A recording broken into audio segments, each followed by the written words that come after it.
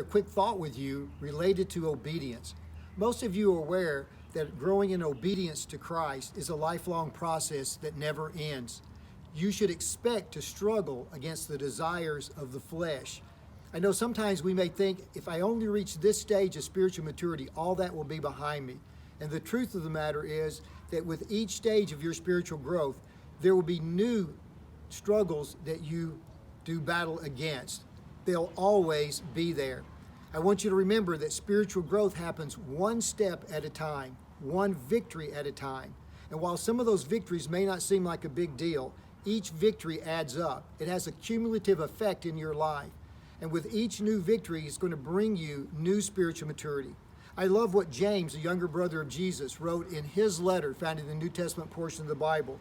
He writes in James, beginning in chapter 1, verse 22, he writes these words: "Do not merely listen to the word and so deceive yourselves. Do what it says. Anyone who listens to the word but does not do what it says is like a man who looks at his face in a mirror and after looking at himself goes away and immediately forgets what he looks like."